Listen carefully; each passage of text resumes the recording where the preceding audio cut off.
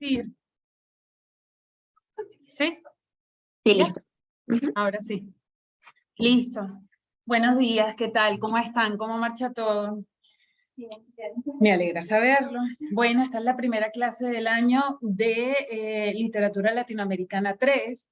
Y bueno, aunque no es lo que corresponde, voy a explicar algunos aspectos que para el grupo son conocidos, pero que permite entender a los que no estudian letras lo que estamos haciendo, un poco la perspectiva o el marco, ¿no?, en el que está esta clase. Porque como ustedes saben, en la escuela hemos llevado a cabo una serie de sesiones abiertas porque nos interesa pues que el resto de los estudiantes de la universidad y público en general conozcan, ¿no?, sobre nuestra escuela, sobre lo que estudiamos, etc. Entonces, lo primero que quiero decir es que esta clase sobre Borges persigue unos fines muy concretos, ¿no? Incluso uno pudiera justificar, digamos, esta delimitación considerando los años de vida y muerte del escritor. Alguien que vive de 1899 a 1986, tiene mucho que decir, sobre él hay mucho que plantear, y más si se trata de una obra vasta y extensa como la del escritor argentino. Entonces, a mí me interesa plantear algunos aspectos muy, pero muy concretos, de manera que esto sirva como una introducción y les permita un fondo, una base para leer otros tantos textos de Borges, ¿sí? O sea, de ninguna manera lo que quiero señalar es que esta clase pretende agotar los problemas, tópicos, temas, categorías que pueden desarrollarse, ¿no? Digamos, sobre la obra, ¿no?, del escritor argentino. Eso es lo primero. Lo segundo, como esta clase forma parte de un curso más amplio, el de Latinoamericana 3, que para nuestros invitados sepan que tiene como límites cronológicos desde 1900 a 1950, ¿sí? Lo que vamos a revisar de Borges está en el marco del preboom, o nos interesa verlo desde la perspectiva o como antecedente, como etapa previa, ¿no?, a lo que luego hacen otros escritores, y me refiero a Gabriel García Márquez, a Julio Cortázar, a Mario Vargas Llosa, etc. Entonces, para que quede claro, o para que ustedes, digamos, tengan una visión clara, concreta del asunto, en el caso de Borges, nosotros observamos algunas innovaciones, algunos elementos de la narrativa que significan, que representan, digamos, su separación con respecto a la tradición narrativa latinoamericana en términos amplios. Es decir, con Borges nosotros asistimos a las innovaciones respecto al uso del lenguaje, a, digamos, las innovaciones respecto a la concepción de representación y de mímesis, a un cambio importante, fundamental entre el texto y la realidad. Y eso forma parte de lo que vamos a estudiar después, o lo que ustedes van a estudiar después en Latinoamericana 4, con los escritores del boom. Sin embargo, Borges, Juan Rulfo, con Pedro Páramo, Juan Carlos Onetti, el uruguayo, con El Pozo y Junta Cadáveres, etc.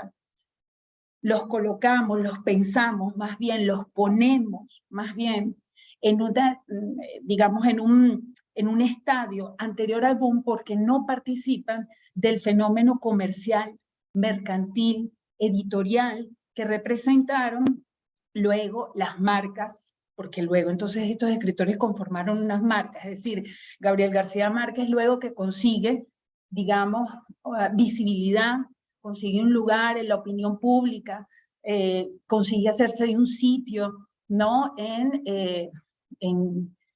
digamos, en el escenario literario, en el panorama literario, es que publica otras obras anteriores a 100 años de soledad, que consiguieron difusión y proyección precisamente por el renombre y el éxito editorial que había alcanzado. Entonces, Ángel Rama, por ejemplo, en ese texto sobre el boom, en su ensayo sobre el boom, dice que los escritores conformaron unas marcas. Entonces, esto es lo que separa a estos escritores del pre-boom del boom. Si bien es cierto, coinciden en la renovación de la narrativa. Nosotros estudiamos, para que sepan los demás compañeros, nosotros estudiamos recién la vanguardia poética. Leímos a César Vallejo, leímos a Vicente Huidobro, leímos los manifiestos, ¿no?, de los poetas, en este caso de distintas partes de América Latina, la verdad. Y llegamos a la conclusión que la escritura poética buscó, ¿no?, renovar su manera de decir las cosas, ¿de acuerdo? Plantearlas con unos insumos distintos. Y eso, además, le otorgó a la poesía, y escúchenme bien, y si no entienden, pues por favor pregúntenme, eso permitió que la poesía fuera más autónoma y no un discurso que dependía o de la sociología o de la realidad o de la política, ¿sí? Sino algo, quiero decir, una disciplina, un saber, ¿no? Que cuenta con unas formas muy particulares para producir belleza, para decir cosas, para representar cosas, digamos, diferente al resto de los discursos. Entonces, si la vanguardia contribuyó a la autonomía de la poesía y de la literatura, estos escritores del pre-boom y luego los del boom harán lo propio con la narrativa.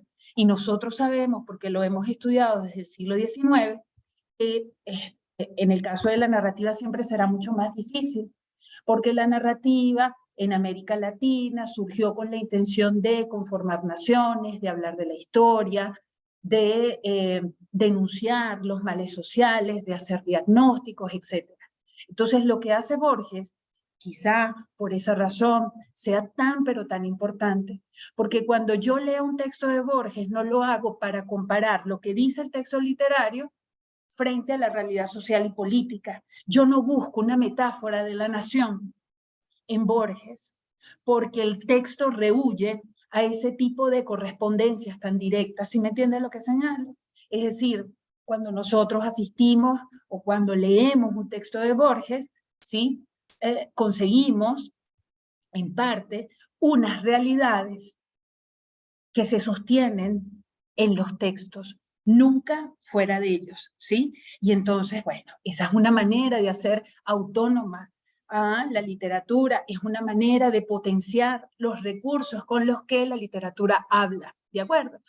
Eso en parte. Entonces, sepan pues que a Borges lo estudiamos como un escritor representativo de esta etapa, digamos, anterior al boom, contribuye, por supuesto, a la autonomía de la literatura, incluso, y más importante aún, a la universalización de la literatura de la región, porque también pasa que nosotros lo revisamos con insistencia, que estudiar la literatura de América Latina siempre es estudiar sus problemas sociales, lo que le pasa al indio, lo que le pasa al gaucho, lo que le pasa, digamos, al llanero, ¿sí me entienden?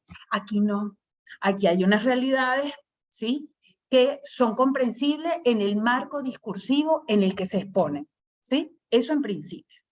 Entonces, déjame ver aquí. Okay. Yo quiero señalar unos puntos de partida, porque me parece que para entender, bueno, quiero decir, además, adelante, bienvenidas. Hola.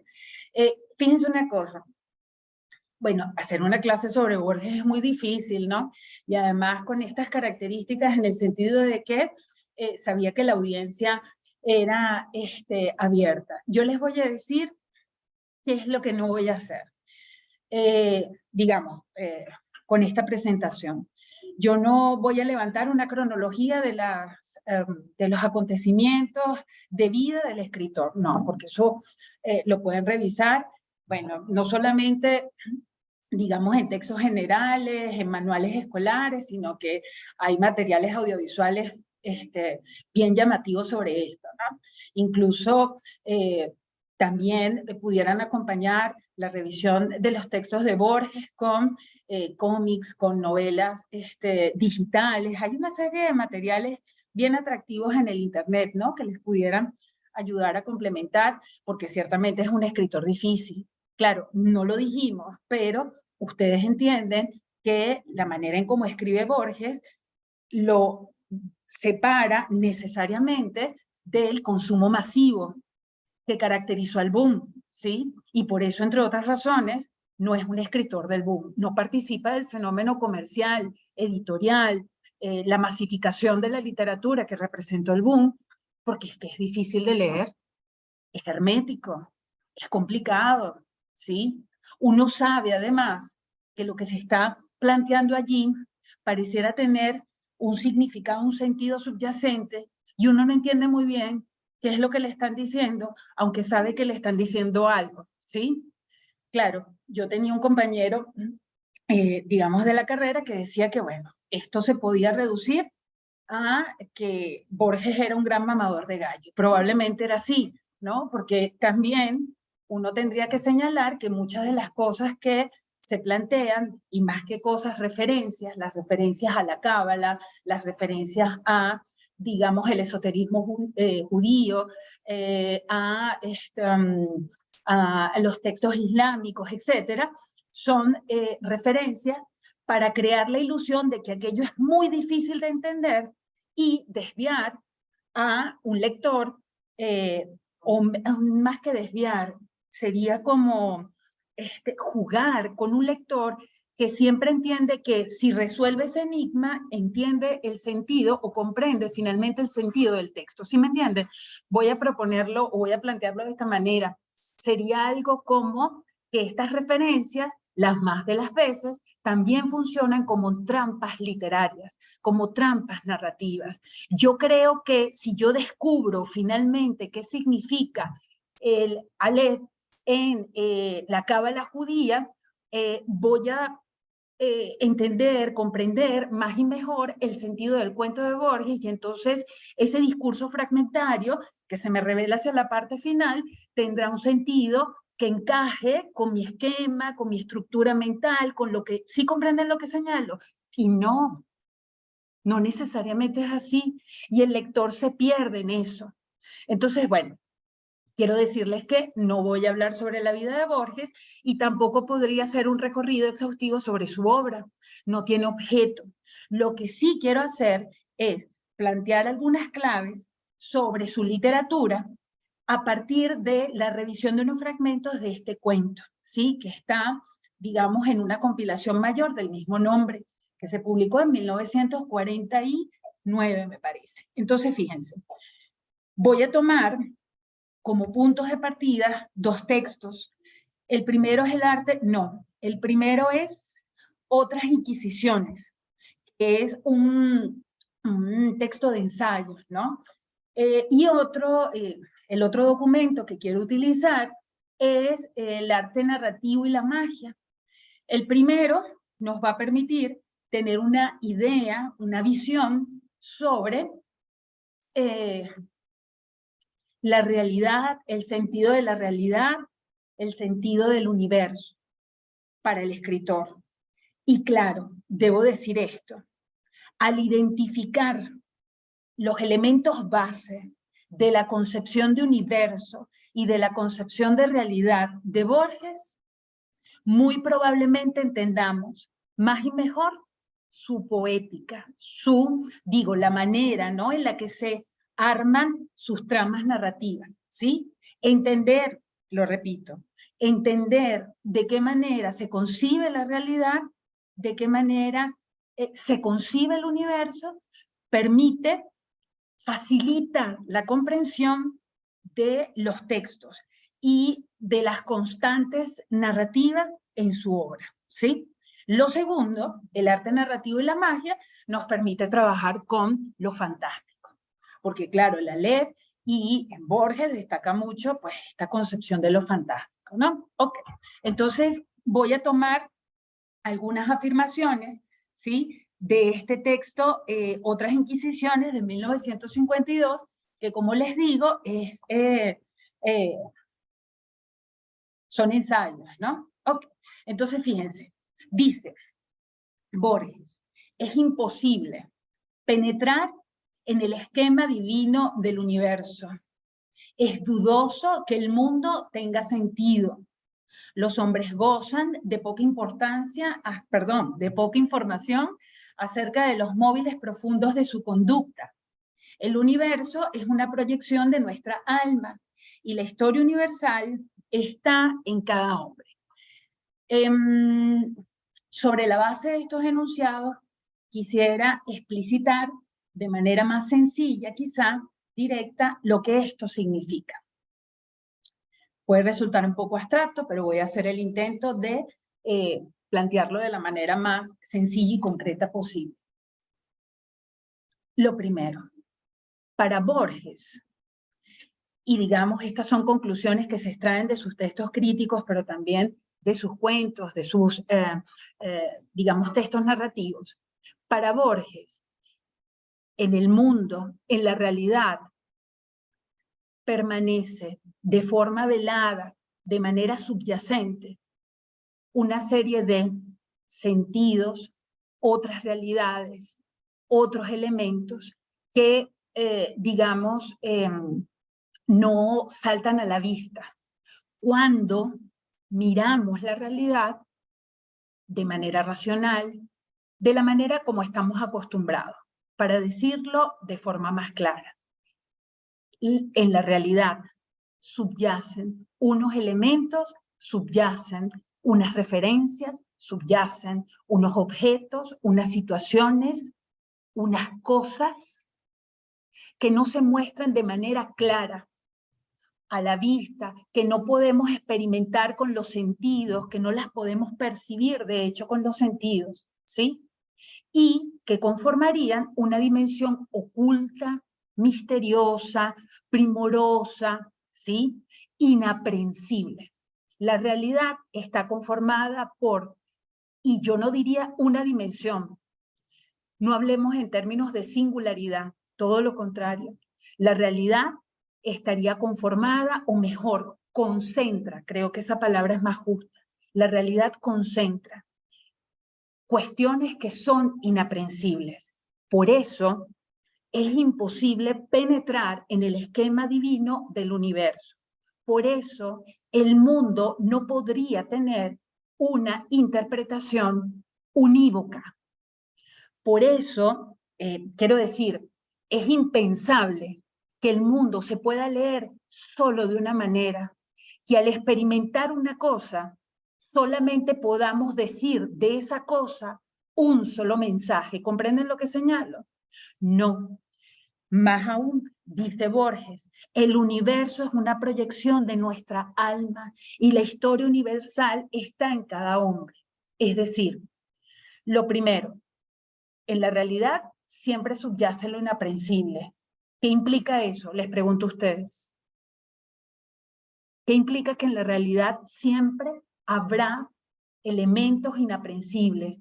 Es decir, siempre habrá, digamos, algo a lo que no podemos acceder y sin embargo está ahí y se manifiesta a través de símbolos, a través de, digamos, algunas experiencias que parecen irracionales y lógicas. ¿Qué implica eso? Que siempre se va a estar en búsqueda de estos elementos y siempre se irán encontrando otros. Bueno, eso es muy importante lo que acabas de señalar. Es decir, si el mundo es así, si siempre hay algo inaprensible, ¿no? Ese mundo nunca tendrá o nunca adquirirá la forma cerrada de un conocimiento, sino que siempre, lo que quiero decir es que si hay algo que tú nunca puedes, digamos, sí, como si tú lo contuvieras, si hay algo que no se puede contener, ¿sí? Ese mundo siempre será, digamos, infinito. Tú no puedes descifrarlo por completo. ¿Sí me entiendes lo que señalo? De alguna manera, ese mundo es inabarcable. Esa es una máxima fundamental. El mundo es inabarcable y fíjense lo que significa eso.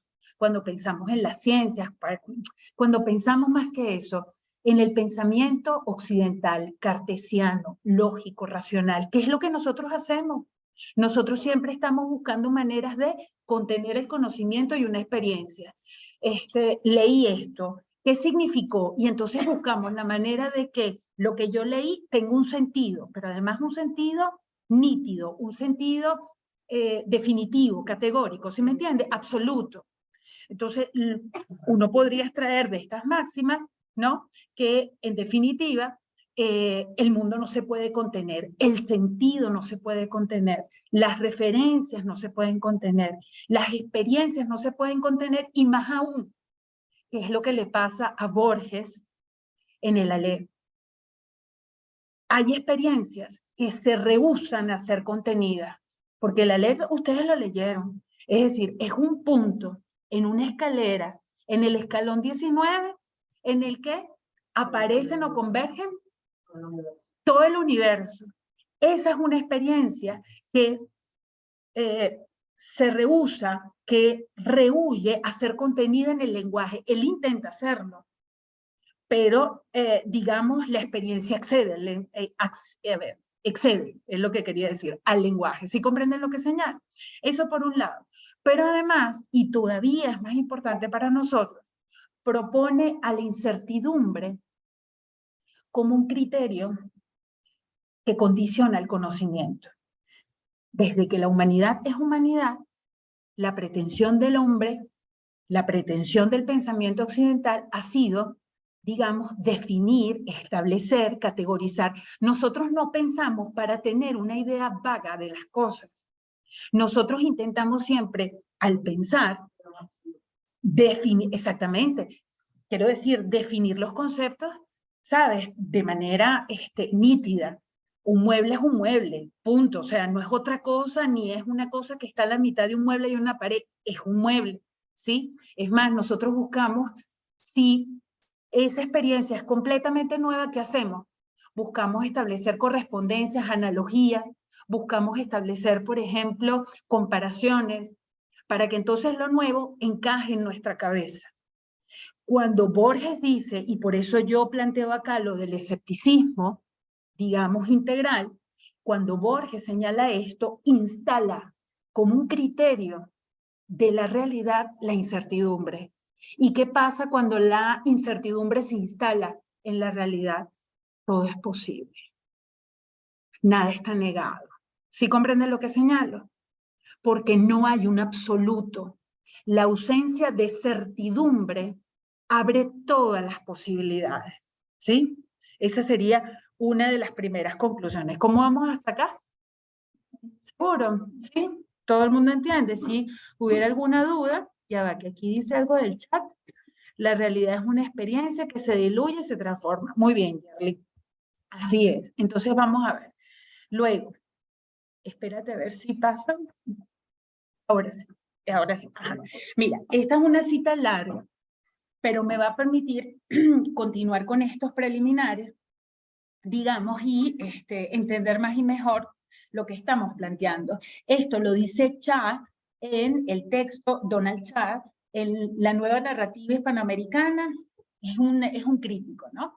Entonces, fíjense, dice, ahora bien, si no comprendemos ni el sentido de la existencia, ni el mundo que habitamos, que es lo que hemos dicho hasta ahora, ¿verdad que sí? El mundo que habitamos no puede ser comprendido como un absoluto. Es decir, yo no puedo tener, digamos, un entendimiento totalizante, global, cabal del mundo, ni de las experiencias, ni del hombre, ni de la historia. Eso es imposible.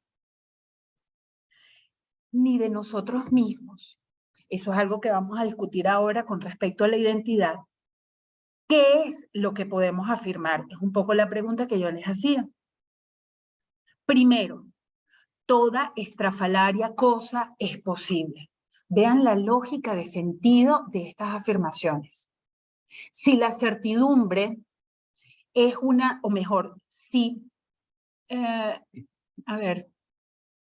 si no podemos, o sea, quisiera armar la oración de determinada manera, es decir, si no hay posibilidades para la certidumbre, si la certidumbre ya no es un absoluto, todo es posible. ¿Sí entienden lo que estoy señalando? Después estuviéramos en el salón y yo hiciera ya un dibujo, ¿verdad? Pero bueno, o sea, quiero decir, como vaciando, sí, como vaciando, digamos, una caja, es lo que se me ocurre. Pero bueno, fíjense lo siguiente, a ver, toda estrafalaria cosa es posible, nada queda negado, dado que carecemos de todo criterio fijo. A eso me refiero con lo de la caja, porque no lo expliqué. O sea, es como si cuando tú rompes o desechas, ¿no? Los límites que contienen y que permiten entonces que aquello, ¿no? Esté contenido de cierta manera, todas las formas son posibles. ¿Sí me entienden lo que señalo? Todas las maneras. Ese contenido pudiera adquirir todas las formas, ¿sí? Entonces eso es lo importante. Después dice, todo, lógico o ilógico, puede suceder. Toda explicación, creíble o increíble, puede ser verdadera. Entonces, fíjense, aquí también llega un punto para nosotros importante. En Borges, o mejor, la narrativa de Borges excede, sobrepasa, está por encima de esas categorías que nosotros empleamos para comprender el mundo. ¿A qué me refiero? Verdad, mentira, ficción, realidad, locura, razón, lógica y logicidad. ¿Comprenden lo que señalo? Aquí tampoco se trata, porque hay que decirlo, ¿no? De que sea una mezcla, una cosa absurda que al final no va a tener sentido. Lo que quiero decir es que el autor lo que privilegia, a lo que le da importancia es a la posibilidad de seguir diciendo, sea que eso sea verdad, sea mentira, sea algo lógico. ¿Sí me entiende lo que señalo? Lo importante, y por eso más adelante vamos a hablar de la ficción propiamente dicha, ¿sí? Lo importante es que los textos sean capaces de decir y que cada vez que digan, lo hagan de manera distinta, siempre apuntando hacia el infinito o asomando el infinito, de alguna manera. Entonces, fíjense, todo lógico y lógico puede suceder, toda explicación creíble o increíble puede ser verdadera. O bien, todo puede nacer del puro azar. Entonces, esa también es una frontera que se rompe, el azar y la causalidad, ¿sí? Después dice, en un proceso arbitrario e inexplicable, puede ser que todo sea una vasta ilusión. Igualmente, todo podría formar parte de una vasta unidad escondida.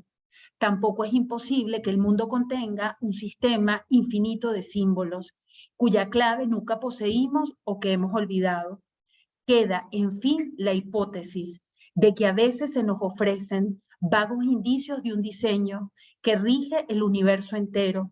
Sin embargo, y entonces creo que esto es lo más importante de la cita, todo es conjetural. El mundo y la realidad funcionan misteriosamente, quizás según reglas que estamos acostumbrados a rechazar como absurdas. Podríamos pensar que la literatura de Borges postula otras lógicas de sentido, ¿sí? Que abre la experiencia literaria, digamos, de formas impensables. Lo voy a repetir. Podríamos entonces señalar que en el caso de Borges, lo importante es que la literatura diga, que la literatura pueda mostrar, ¿sí? Lo que es capaz de crear. ¿Sí me entiende lo que señalo? Porque en esos universos narrativos lo que prevalece en todo caso es la conjetura, no la realidad, sino las distintas posibilidades que eso puede alcanzar. ¿De acuerdo? Entonces, fíjense, sin embargo, todo es conjetural, el mundo y la realidad funcionan misteriosamente, quizás según reglas que estamos acostumbrados a rechazar como absurdas. Nuestras experiencias, por caóticas que parezcan, posiblemente contienen elementos recurrentes, susceptibles de interpretarse como reflejos de un orden, pero de un orden que daría a la vida de un sentido totalmente distinto del que normalmente aceptamos. Naisla, ¿qué piensas tú sobre eso? No, imagínate, por favor, estamos en confianza, mira los pocos que somos. Casi el mismo del sábado. No, bueno, un poquito, un poquito. Un poquito. ¿Mm? ¿La literatura de Borges copia la realidad? No. ¿Qué hace con ella? La expande, la diversifica, la enriquece, la hace recorrer otros trayectos impensables. Nosotros no leemos a Borges para confirmar lo que ya sabemos del mundo exterior, para confirmar lo que ya hemos anticipado del mundo exterior, lo que la tradición refrenda del mundo exterior, lo que nos dicen, digamos, los medios de comunicación, la historia, la sociología, la política del mundo exterior. Nosotros leemos la literatura de Borges, ¿sí?, para enfrentarnos a otras experiencias posibles que además son muy coherentes en el sistema en el que se presentan, es decir, que son muy coherentes en los textos propiamente. ¿Sí lo comprenden? Eso es muy importante. Aquí, después acá. Quiero hacerle una pregunta. ¿Dirías que Borges, los textos están ahí para ser observados o comprendidos? Porque hemos estado comprendiendo que nada es absoluto, por ende no podemos dar una interpretación justa ni definitiva de lo que pueda ser. Entonces, sí están ahí para ser observadas o para ampliar una visión del mundo. Creo que pasan las dos cosas. Lo primero, yo creo que esta es una literatura para ser gozada, es decir, para enfrentarse a una cosa que, como lo decíamos con Huidobro decía que el creacionismo era un poco pensar en algo que no existe, que no tiene asidero en la realidad, pero que todos quisiéramos ver. Entonces, es pensar que la literatura sobrepasa, digamos, esas funciones que le fueron asignadas desde el siglo XIX y más particularmente en América Latina, de documento de verdad. ¿Quién lee un texto literario, quiero decir, para buscar una verdad? Eso solía pasar, eso incluso puede seguir pasando. Yo siempre les cuento a ellos sobre un escritor que yo trabajé en mi tesis de maestría, que es un poco borgiano en el sentido de que hace unas referencias, digamos, de contextos que uno no trabaja o que no le son comunes a uno, digamos, la cultura japonesa, el sufismo, también la cábala y todo lo demás. Y uno piensa, repito, que resolviendo el enigma que plantean esos referentes, uno va a entender el texto mejor, ¿no? Sin embargo, eso no pasa. Pero hay gente que puede seguir leyendo de esa manera, ¿sí me entiendes lo que señalo? Entonces yo pienso que en principio los textos están hechos para ser leídos, para incluso, como tú dices, ampliar un poco esa visión de mundo y entender que existen otras lógicas posibles aparte de la lógica racional, porque también hay que decirlo, ¿qué estamos pretendiendo con Borges entonces? ¿O qué pudiéramos plantear de Borges? Que se trata, digamos, de postular otras lógicas que cancelen lo racional, lo lógico. No, porque nosotros necesitamos obligatoriamente eso. Nosotros necesitamos conocimientos que tengan unos bordes, digamos, delimitados. O sea, uno necesita definición, si me entiende lo que señalo, fijación del sentido. Pero también es necesario comprender que existen otras posibilidades para entender las cosas más relativamente, más flexiblemente, ¿sí? Más ambiguamente, y que eso puede producir un placer. No poder hallar o resolver, eso es lo que se llama, o podríamos entender como placer edípico. ¿Se acuerdan que yo se los he comentado? Edipo tiene al final, o mejor, no Edipo, nosotros asistimos en la tragedia, resolvemos el gozo, quiero decir, de la tragedia, aunque eso suene muy paradójico, ¿verdad? Al final, cuando ya entendemos que él sabe que se casó con Yocasta, su mamá, y mató a su papá, es decir, saber proporciona gozo, pero también hay gozo, digamos, en la imprecisión, en que una cosa se avecine a otra, ¿Sí me entienden lo que señalo? En que no se expliquen exactamente todas las causas, ¿sí? En que aparezca de manera, digamos, sorprendente, que irrumpa en un escenario realista, algo que no se puede explicar. Que no se puede explicar implica, exige del lector también una apertura. Entonces allí también hay una manera de gozo. ¿Sí comprenden lo que señalo? No, y bueno, por supuesto también está claro que la literatura pues tendría, digamos, no solo más autonomía, sino que la literatura podría plantearse como un saber potente en términos de que no es la repetición. No es la repetición de lo que ocurre afuera, no, tiene las capacidades de hacer emerger un universo, ¿de acuerdo? Entonces, yo creo que esto es muy importante, seguro estoy dejando cosas por fuera, pero bueno, en todo caso, para que quede claro, uno podría decir que en el caso de Borges, ni la realidad ni el universo tienen un sentido unívoco, ¿sí? También uno podría decir que la incertidumbre, ¿sí? Es asidero, ¿no? De lo real, que es, digamos, una manera de desafiar y de poner en cuestión el pensamiento occidental. Nosotros no pensamos, digamos, sino de manera dicotómica. Es decir, la mujer es mujer también en la medida en que se opone al hombre. La razón es razón en la medida en que se opone al loco, ¿sí me entiende? El racional se opone. Entonces se trata de superar, ¿no? Esas dicotomías y de ver que en la incertidumbre hay posibilidades maravillosas. Es más, de eso se trata el arte narrativo y la magia. La ambigüedad, porque además, debo decir, ustedes han leído literatura fantástica muy probablemente, no solamente en el caso de Borges con este cuento que vamos a discutir a continuación, sino en el mismo Julio Cortázar, por poner entonces un ejemplo del mismo país. De lo que se trata en la literatura fantástica no es de que aparezcan unos personajes sobrevenidos, digamos, impensables, pero quiero decir que irrumpan de manera violenta. No, eso es otra cosa. Es más, eso nos resultaría a nosotros muy artificial, ¿no? Que apareciera, no sé, un espíritu, un fantasma, eso es otra cosa. La literatura, quiero decir, fantástica, lo fantástico en la literatura supone, entre otras cosas, una descripción minuciosa. Vean La casa tomada, por ejemplo, de Julio Cortázar, léanla, quiero decir, una descripción muy minuciosa, verdaderamente minuciosa de un espacio real. Es más, ¿qué es lo que acontece en la literatura fantástica?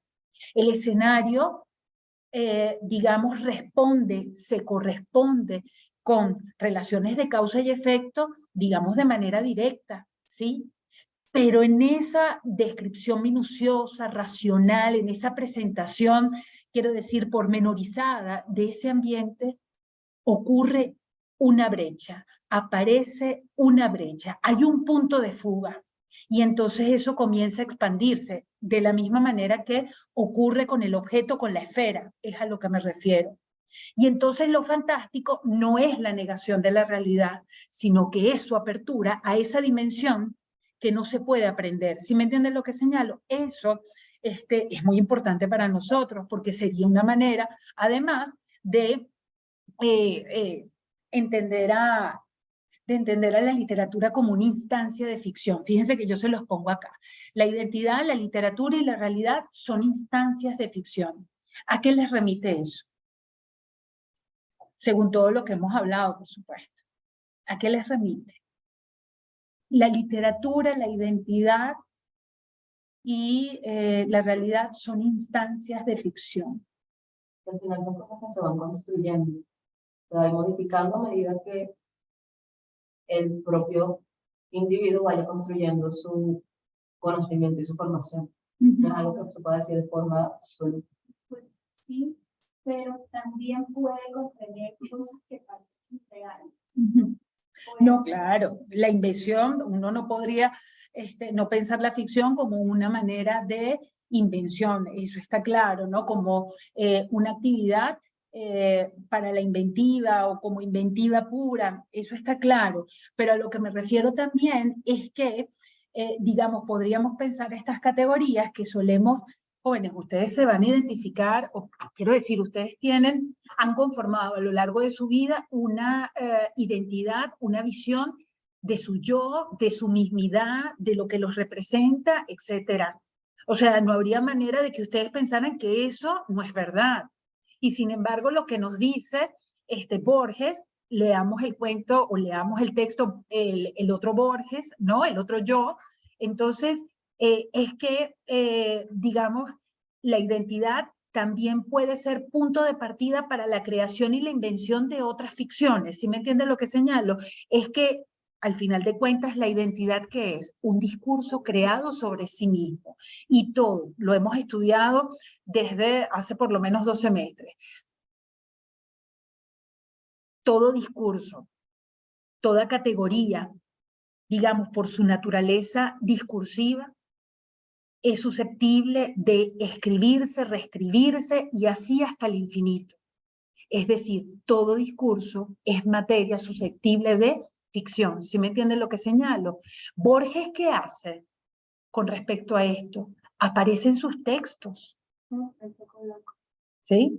Es decir, se incorpora, se autoficcionaliza y entonces, aunque hay elementos que nosotros podemos identificar en su vida real, que entonces lo podríamos poner en cuestión porque su vida real se incorporó en un texto y se convirtió en literatura, entendemos que el Borges que está en el texto no es exactamente al que está afuera. La identidad es una instancia de ficción. ¿Sí comprenden lo que señalo? Uno de los Borges cada cuerpo va a ser igual al de nosotros. Bajo ningún concepto, ¿no? Entonces, lo que quiero decir es que en el caso de Borges, digamos, hablar del yo, hablar del autor, hablar de la religión, estas referencias que son crípticas, o sea, que son difíciles, digamos, de comprender, porque son lejanas para nosotros, van a ser puntos para seguir creando y creando y creando más historias, etcétera. Es un poco lo que les digo, lo de las trampas narrativas. ¿Sí me entiendes? Voy a poner otro ejemplo. Por lo general, y eso lo hemos visto nosotros, digamos, en distintas oportunidades, ¿no? En la literatura del siglo XIX. ¿Qué hace uno? Uno busca sobre la vida de los escritores, especialmente porque durante el periodo de la Organización de las Naciones, los escritores eran los presidentes, los escritores eran los legisladores.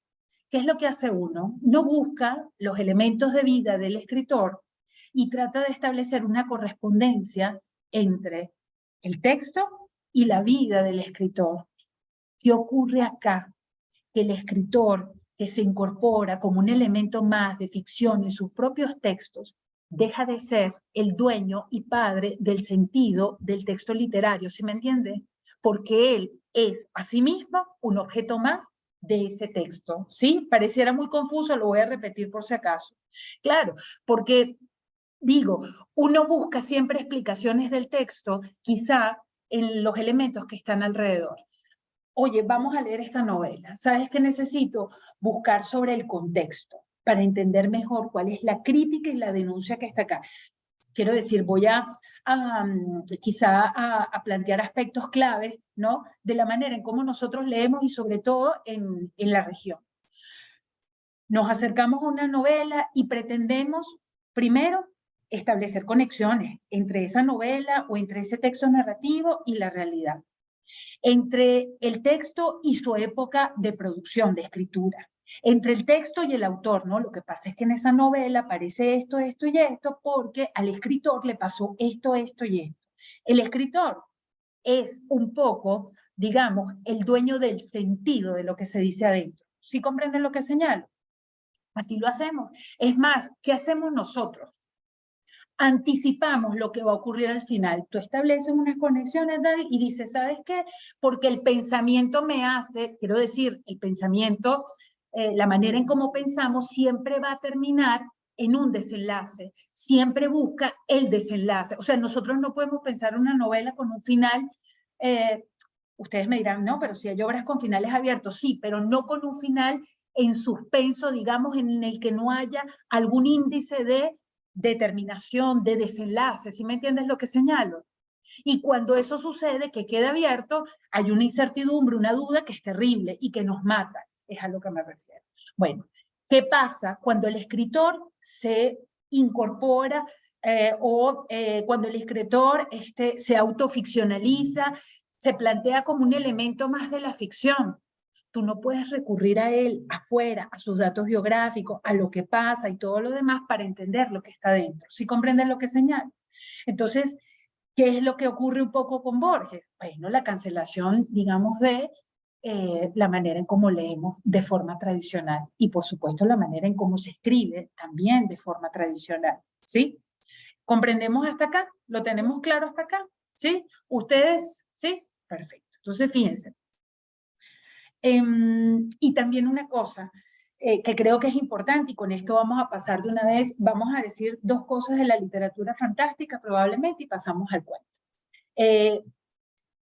Me parece que, claro, estamos estableciendo muchas, sí, como aspectos quizá un poco más abstractos, ¿no? De la obra de Borges, pero yo lo que sí creo que es muy, pero muy importante que atendamos es que el escritor no solamente autoriza, sino que, digamos, potencia, reconoce la potencia de la ficción. Por lo general, uno desestima, digamos, la ficción en tanto mentira, en tanto falsedad, en tanto creación, que es algo artificial, que es algo inventado. Aquí lo que Borges nos está diciendo es que la ficción también es una manera de enriquecer la vida, de enriquecer nuestra experiencia literaria, ¿sí me entiende lo que señalo? De enriquecer el conocimiento, de abrirlo, de quitarle esos límites, ¿no? Con los que pensamos siempre, pensar sobre estas fronteras que establece la racionalidad, ¿sí me entiende lo que señalo? Eso es muy, pero muy importante. Cuando estos escritores, es a lo que me refiero, consiguen o autorizan de esta manera la ficción, la inventiva, la creación, están haciendo lo propio con la literatura. Es decir, la literatura es un saber que es capaz de crear órdenes en sus textos y no es tan valiosa porque repita lo que está afuera, sino porque está inaugurando experiencias nuevas adentro. ¿De acuerdo? Esa sería una idea. ¿Tú comprendes allá atrás? ¿Sí? No, porque si hubiera dudas yo puedo repetir. ¿Sí comprendes la idea? Más o menos. Vamos a verlo con el cuento, quizá de esa manera es como más sencillo. Esto es algo puntual, es algo, digamos, breve, ¿no? En este texto, digamos, El arte narrativo y la magia, de Revista Sur, aparecido en 1932, Borges define un poco lo que es lo fantástico, ¿no? Entonces, claro que él establece que hay dos maneras de entender las cosas. Una, por ejemplo, de forma causal y la otra a partir de la magia. Lo que me parece que es importante es que una no es la contradicción de la otra, sino más bien su sucesión natural.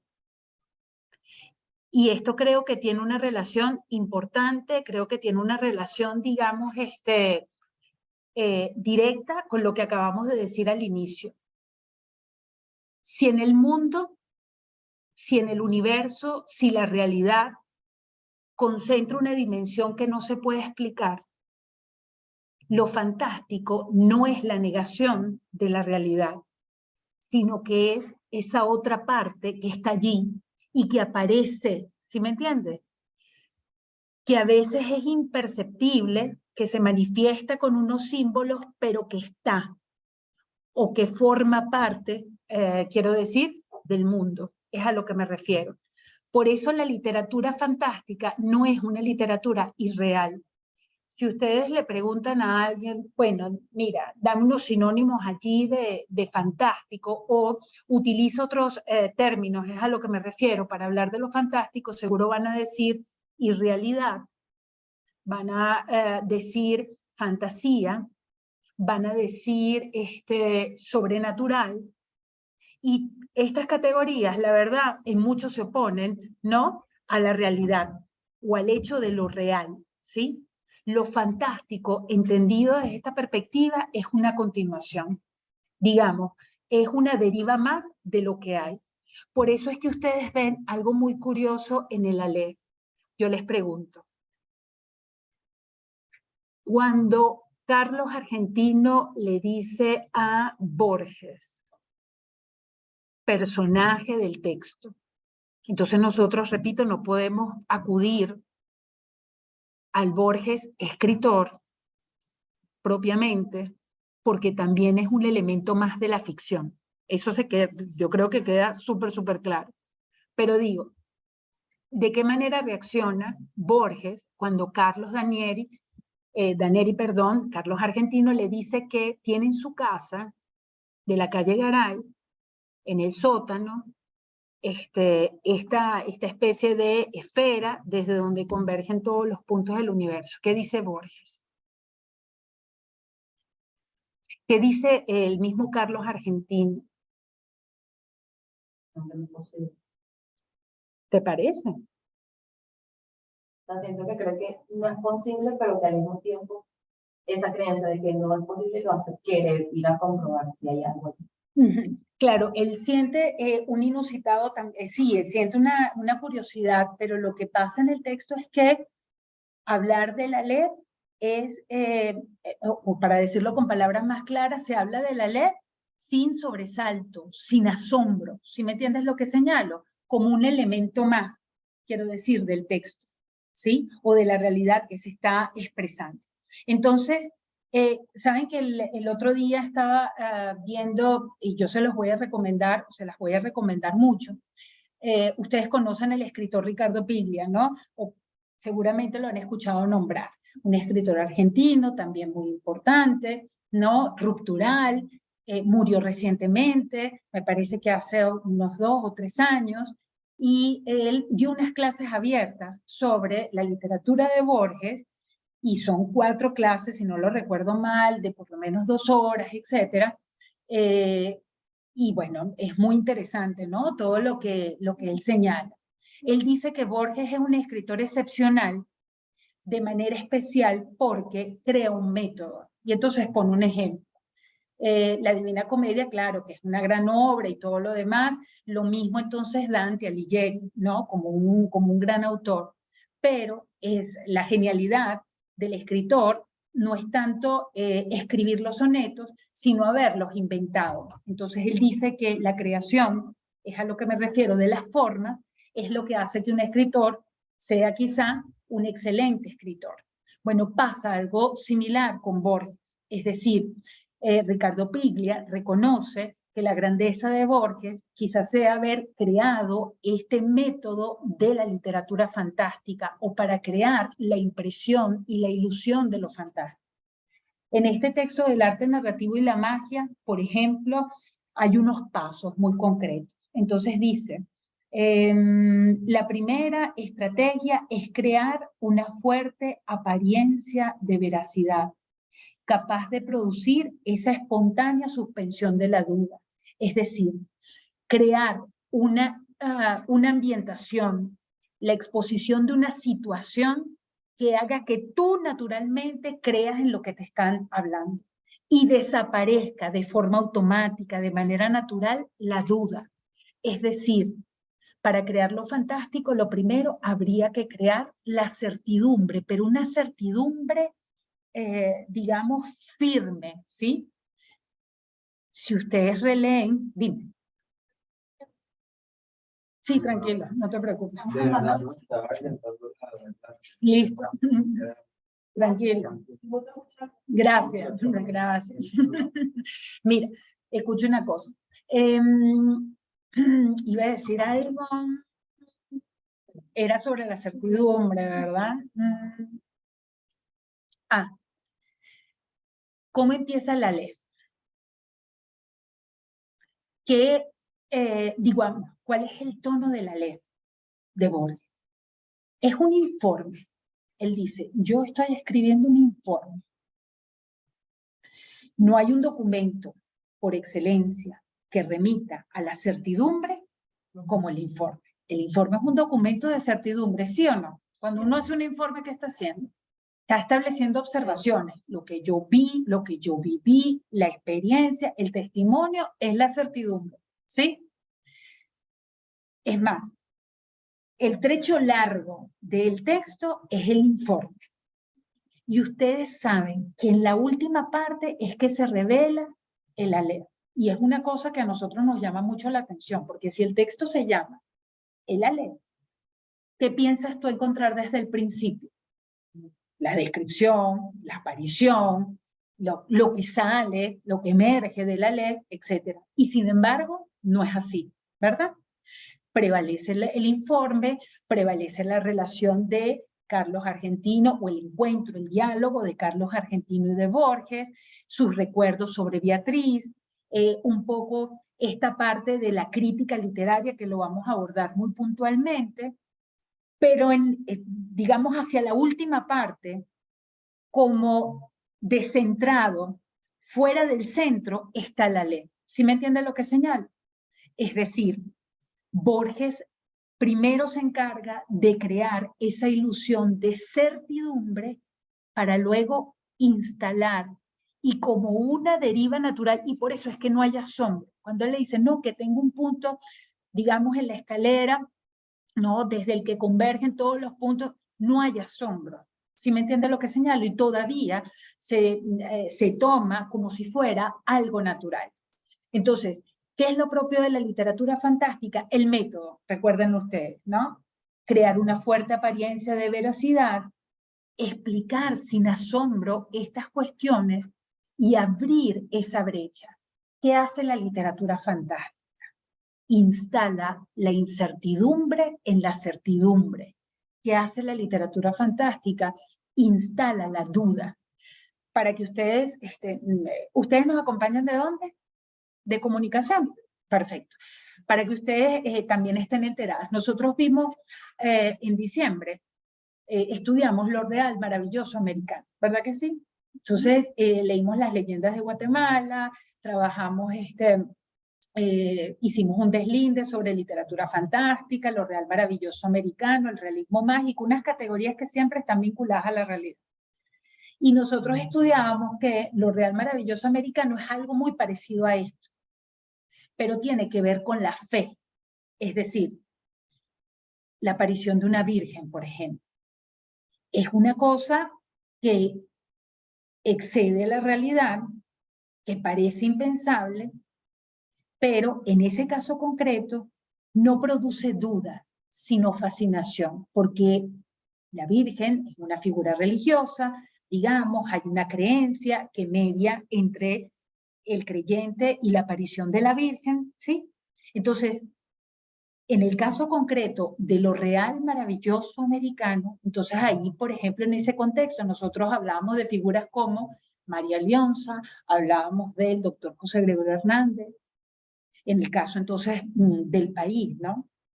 Esas, digamos, sus acciones, que un médico aparezca mientras que el enfermo está convaleciente o está en estado crítico y opere, esa es una irrupción sobre la racionalidad, sobre lo que nosotros creemos que es real, pero está mediada por la fe.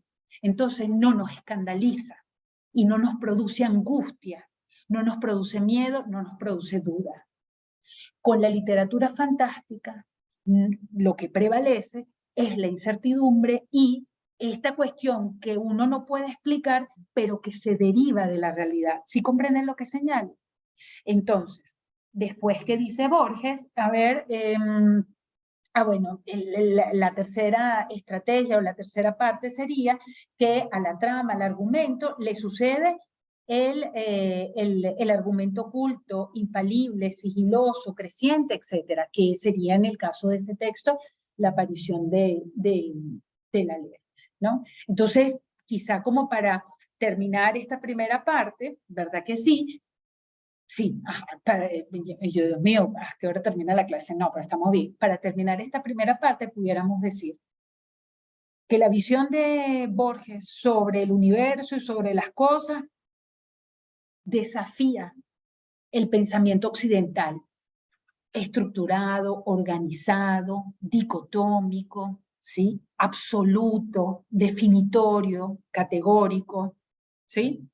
Y le da, yo no sé cómo lo vean ustedes, una prevalencia a la visión muy particular de cada sujeto.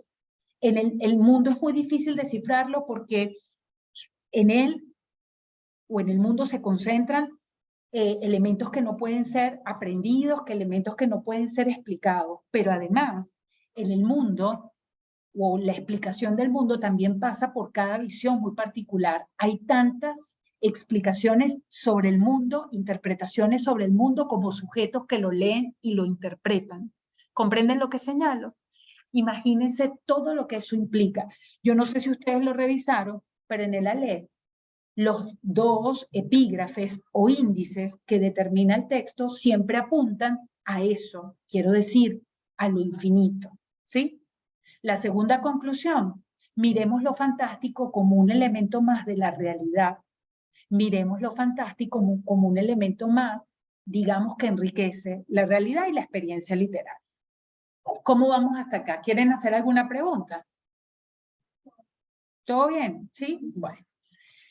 Fíjate una cosa, aquí tenemos fragmentos de texto y vamos con el análisis literario. Aquí a lo que me refería es que teníamos que levantar un piso mínimo, ¿no? Para entender y comprender lo que nos proponemos. Entonces, bueno, vamos a leer los fragmentos, 3 o 4 fragmentos de la ley. Se trata de una compilación, digamos, que lleva ese título de 1949, pero en particular nos interesa el último texto de los 17 que conforman ese libro y que, bueno, como ya hemos mencionado, plantea, es más, podría decir, bueno, ¿de qué trata la ley?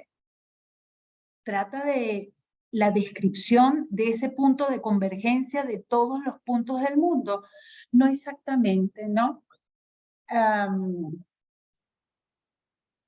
Yo creo que ya lo hemos dicho en otras oportunidades, pero cuando la literatura y especialmente la narrativa innova sobre sus procesos y sus técnicas, a nosotros nos cuesta un poco más hacer un resumen. Cuando el texto literario copia o el texto narrativo copia, ¿sabes? La sucesión, inicio, punto climático, etcétera, desenlace, uno puede resolver la trama en un resumen de manera más lineal. Aquí, el texto nos impone otro desafío, porque inicia como un informe, porque luego entonces se presentan las características, es a lo que me refiero, de un modelo literario, de otro, ¿no? Y luego entonces es que aparece el ALEP. Entonces, fíjense.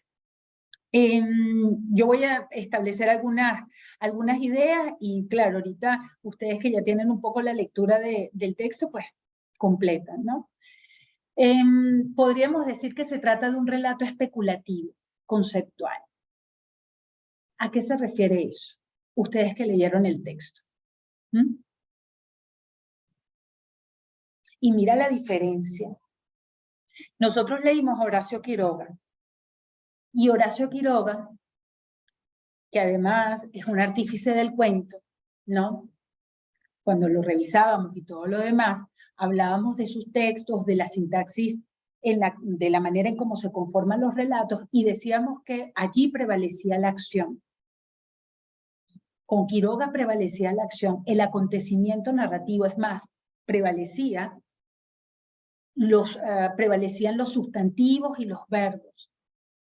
Y en su mismo decálogo del perfecto cuentista, Quiroga desecha la adjetivación, ¿no? La desestima un poco, porque intenta que prevalezca, digamos, lo accional, lo sustantivo, lo importante, el contenido propiamente del texto.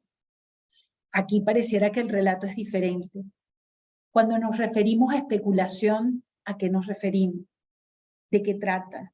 Este es un relato especulativo, más que apuntar o privilegiar la acción, el acontecimiento o el desarrollo de un acontecimiento, aquí prevalece lo conceptual y la especulación. Y eso además está en prácticamente todos los textos de Borges. Por eso es que nos cuesta tanto. Porque tú lo lees y tú tienes que pensar en otras cosas y tú tienes que rearmar la manera en cómo comprendes, porque si no, eso no tendría sentido. Porque el texto narrativo sobrepasa lo que hemos dicho, inicio, desenlace, punto culminante, inicio, desarrollo, punto culminante y desenlace. ¿Sí comprenden lo que señalo? Si tú tratas de poner ese esquema en los relatos de Borges, bueno, siempre va a quedar una parte que va a estar por fuera. ¿Sí entienden lo que señalo? Entonces, ¿a qué podríamos, o sea, qué diríamos esto con respecto al relato especulativo conceptual? ¿Qué podría implicar? ¿Qué se les ocurre?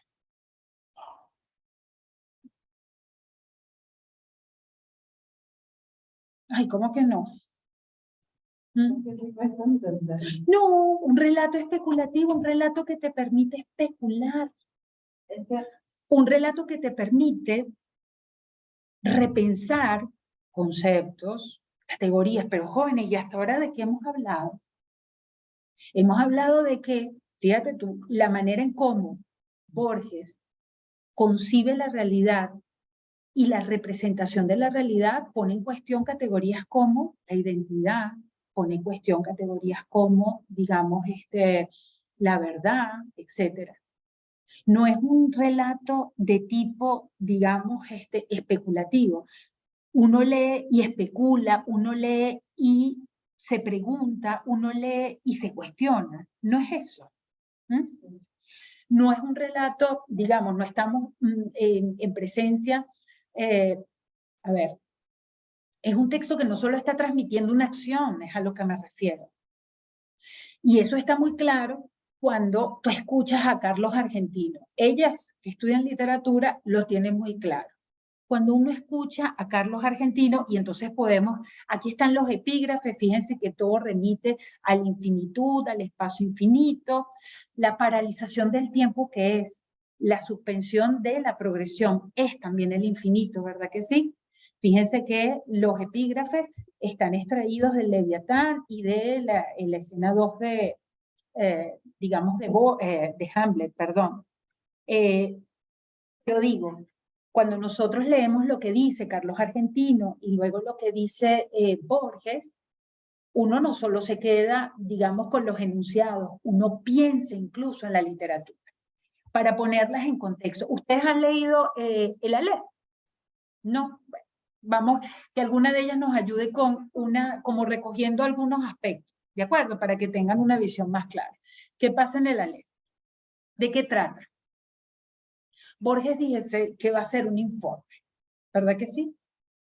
Y el informe recoge un poco, digamos, en el informe él hace una especie de recuento, digamos, de su relación con este señor, este otro personaje, Carlos Argentino, que es primo hermano de la mujer que amó y que murió, Beatriz Viterbo. Entonces, él nos presenta un poco, ¿no? Algunos aspectos no sé si de la relación, porque no es exactamente así, pero bueno, nos señala que ella murió, nos señala que él va a visitar al padre y a Carlos Argentino en cada aniversario, y luego entonces comienzan con una visita simplemente, luego con un almuerzo, luego entonces toman vino, ¿no? Y luego el texto continúa con el diálogo. Borges nos da una información o nos muestra información sobre su relación o lo que le acontece, ¿no? Con Daneri, ¿no es así? Luego, Daneri le dice que tiene una ley, que es un punto, quizá a mí me gustó mucho y por eso lo puse, ¿no? Es Nicolás Castel hace un cómic sobre Borges en general, porque no es sobre la ley, es sobre algunos episodios de vida del escritor, y bueno, hace esta representación de la ley y a mí me parece muy curiosa y muy bonita. Es un punto en la escalera donde está todo. Y tú dices, ¿pero cómo? Ahí está todo, es a lo que me refiero. ¿no? Entonces, y luego termina el texto. Eso es lo que pasa, ¿no? Grosso modo en el cuento. Entonces, fíjate, esto lo dice Carlos Argentino cuando habla con Borges. Carlos Argentino, a ver, ¿cómo es físicamente? Y no solamente físico, en el trato, en el modo, o sea, ¿cómo es? Mira, fuerte para que te escuche. De facciones finas, pero en la forma de ser, no recuerdo, pueden ayudarme. Pueden ayudarme. Ajá. ¿Cómo es? Es rosado. Es rosado, es un hombre vasto, es un hombre que habla mucho, perdón. Ajá, pero quiero decir, sobre todo en las formas, es un hombre proliferante, su enunciación, la manera en cómo habla, lo que dice, es italiano, entonces, es más, él está trabajando en una biblioteca en los arrabales del sur de la ciudad, me refiero, o en las adyacencias de Buenos Aires, es un tipo mediocre, ¿no? Pero además es un tipo que pareciera que cuando habla no para, ¿sabes? Una palabra prolifera en otra, en otra, en otra, en otra, y Borges más bien es lacónico, callado, más reservado, ¿sí me entiendes lo que señalo? Este hombre es, digamos, un desborde, es un exceso de palabra, de figuras, de enunciados, de lo que señala, y tiene una visión, digamos, grandiosa de las cosas. Para que tengan una idea más clara, él se encuentra con Borges y todo lo demás y comienza a hablarle de su obra literaria. Él está haciendo un poema y el poema se llama La Tierra. Y en ese poema, ¿no? Él intenta traducir el Aleph, porque eso es lo que él está haciendo. Él ve lo que hay en ese punto en el que convergen todos los puntos e intenta escribir sobre eso. ¿De acuerdo? Eso es lo que está ocurriendo. Entonces, cuando Carlos Argentino le habla a Borges, dice cosas como estas. Primero, reproduce una parte de su obra, ¿no? Dice, he visto como el griego las urbes de los hombres, fíjate, he visto, suponemos que a través de la ley, ¿verdad?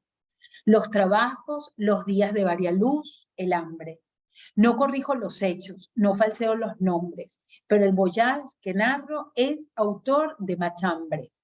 Eso lo dice él, ¿no? Con respecto a lo que ve y con respecto a su obra. Mira lo que agrega inmediatamente después. Estrofa a todas luces interesantes, dictaminó. El primer verso granjea el aplauso del catedrático, del académico, del helenista, cuando no de los eruditos a la violeta, sector considerable de la opinión. El segundo pasa de Homero a Hesíodo, todo un implícito homenaje en el frontis del flamante edificio, el padre de la poesía didáctica, no sin remozar un procedimiento cuyo abolengo está en la escritura, la enumeración, congiere o conglobación. El tercero, barroquismo, decadentismo, culto depurado y fanático de la forma. Consta de dos hemistiquios gemelos. ¿Qué está haciendo? Nosotros intenta buscar los sentidos de lo que le dicen del exterior. Él está repasando cada verso y lo está calificando. Está elaborando un juicio sobre cada verso. Está intentando comparar cada verso con una referencia extraliteraria, quiero decir, que está fuera, ¿no? del texto narrativo para que sea más comprensible. ¿Entienden lo que estoy señalando? Es más, ¿qué está haciendo Carlos Argentino? Está justificando y está explicando su obra, pero además en términos grandiosos. ¿Sí me entienden lo que señalo? Y podríamos decir que intenta afiliar, ¿no? Un poco su escritura con otros, digamos, otras tendencias, el barroquismo, el decadentismo, etc. Muy bien. Entonces, fíjense lo siguiente. Esto está acá. Okay. Esto lo dice Borges. No lo dice Carlos Argentino, sino que lo dice Borges.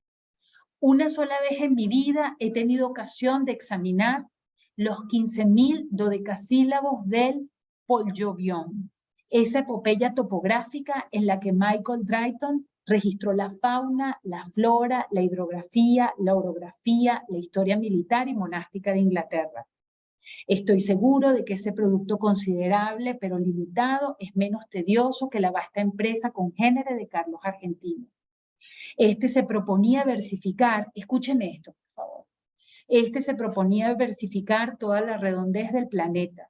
En 1941 ya había despachado unas hectáreas del stand Queen's Island, más de 1 kilómetro del curso del Ob, un gasómetro al norte de Veracruz, las principales casas de comercio de la parroquia de la Concepción, la quinta de Mariana Cambeseres, de Alvear, en la calle 11 de septiembre, en Belgrano, y un establecimiento de baños turcos, etc. Lo que quiero que ustedes observen es lo siguiente. En el Aleph está toda esta dimensión, digamos, fantástica, pero también está la descripción de dos modelos literarios, uno representado por Carlos Argentino y otro por Borges. Ambos han visto el Aleph, ambos han visto ese punto en donde están todos los puntos y todas las cosas. Y sin embargo, Carlos Argentino, ¿qué hace? Primero, intenta reproducir toda la realidad y habla de toda la realidad, y por eso su obra es vastísima, es una epopeya, quiero decir, es un texto, es un ejercicio de extensión. ¿Sí me entiende lo que señalo? Porque él intenta duplicar, digamos, el cosmos que observa a través de la LED ahora en el texto. ¿Sí comprenden lo que señalo? Eso está claro. Ese es un modelo de hacer literatura, ese es un modelo de escritura, una escritura que apunta a la mímesis, una escritura que apunta a la totalidad, una escritura totalizante. Nosotros lo hemos estudiado. Hay autores que intentan totalizar el sentido del mundo en sus textos. ¿Qué hace Borges cuando ve la ley? Lo que hace es mencionar partes de esa gran visión, que es una manera de decir que no se puede recuperar todo, que no se puede recoger todo. Y es más, no recogerlo todo, no recuperarlo todo, es precisamente lo que vuelve potente, no solamente, digamos, a la literatura, sino a la experiencia. ¿Sí me entiendes lo que señalo? Fíjense ustedes lo siguiente. Carlos Argentino intenta entonces justificar y explicar su literatura, que es una manera de definir su sentido, ¿no? Carlos Argentino intenta imitar la realidad, intenta que la realidad sea incorporada en el texto, ¿sí?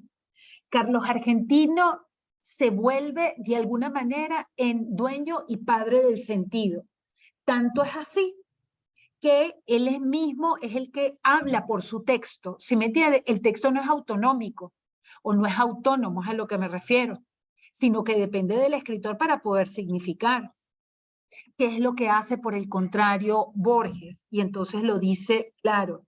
Esta imagen es muy bonita, la verdad que a mí me gusta mucho, ¿no?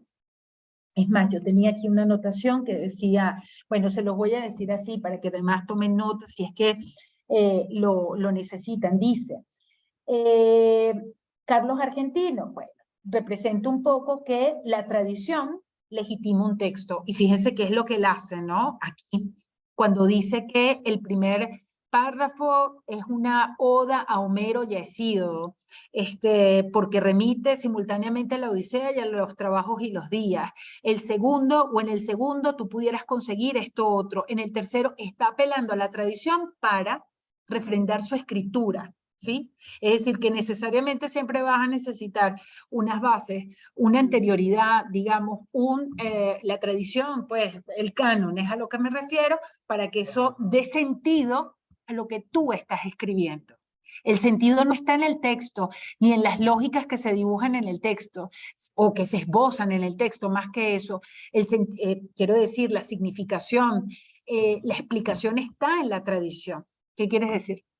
Pero ahí también no hay como una crítica a eso, porque al final se dice que No, pero por Carlos supuesto. Argentino ganó un premio. Ujú. Y aquí se está viendo que lo que hizo es imitar lo que está viendo, mientras que Claro. Borges está tratando no de colocar todo eso que ve, sino como las cosas puntuales, Ujú.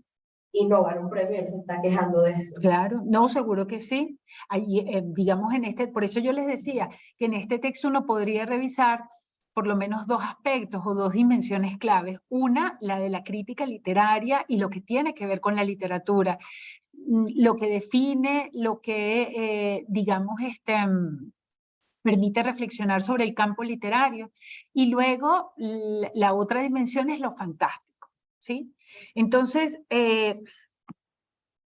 Carlos Argentino representa o mejor, la erudición que separa al escritor de sus lectores, porque él intenta, bueno, yo no sé si ustedes lo vieron, pero intenta incorporar palabras, utilizar entonces arcaísmos, ¿sí?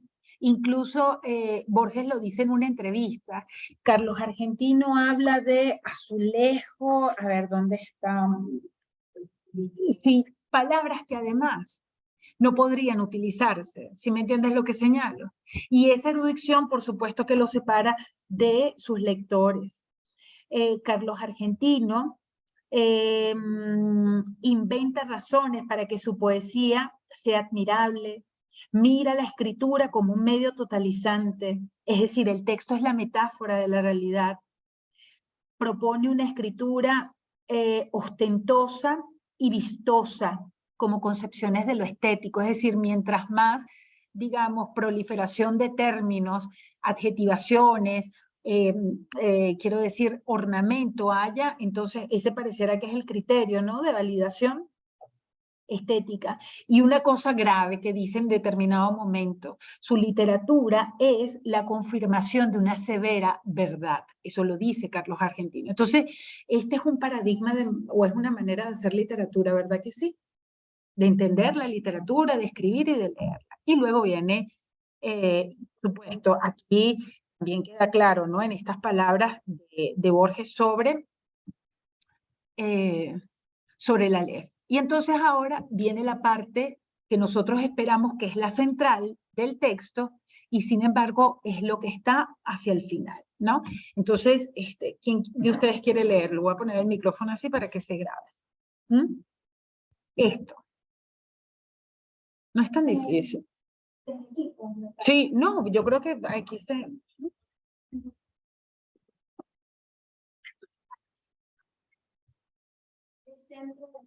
Yo te voy a interrumpir en determinados puntos. Entonces, fíjate una cosa, porque además, como ven, subrayo varios elementos, ¿no? Entonces, fíjate, arribo ahora al inefable centro de mi relato y sabemos que la posición, el lugar de lo que va a decir no es el centro de su relato o lo que nosotros esperaríamos como lectores del centro de su relato. ¿Sí me entiende lo que señala? Ajá, sigue. Empieza aquí mi desesperación de escritor.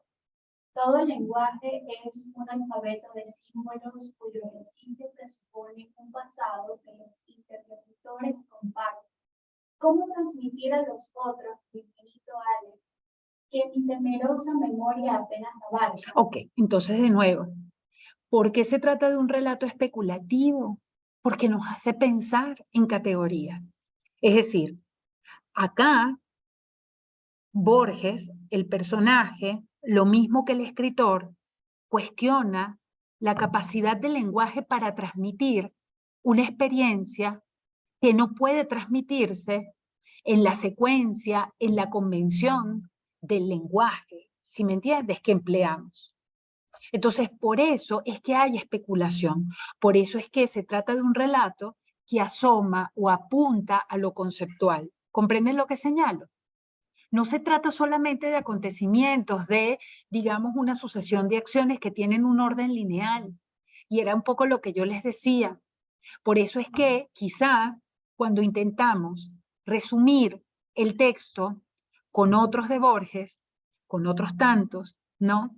Nos cuesta tanto, o nos cuesta mucho, es lo que quiero decir, porque no necesariamente el texto se acopla, podría encajar en la estructura de la narración más lineal y tradicional. ¿Sí entienden lo que señalo? ¿Sí? Sí.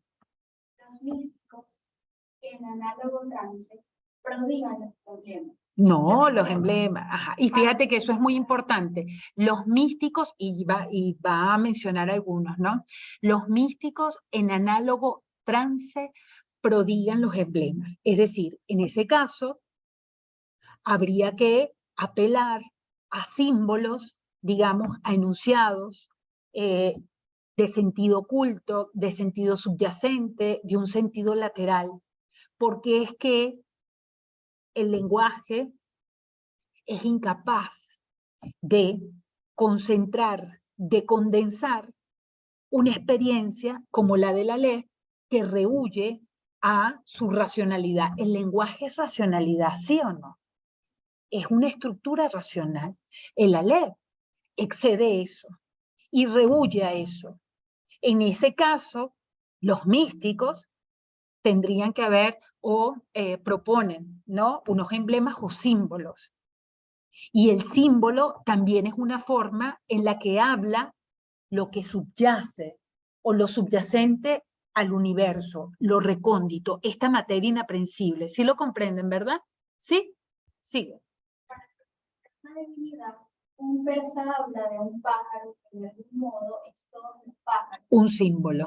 Alanos de insules, de una esfera cuyo centro está en todas las partes y la circunferencia en ninguna. Ezequiel, de un ángel de 4 caras que a un tiempo se dirige al oriente y al occidente, al norte y al sur. No en vano rememoro estas inconcebibles analogías. Alguna relación tienen con el Aleph.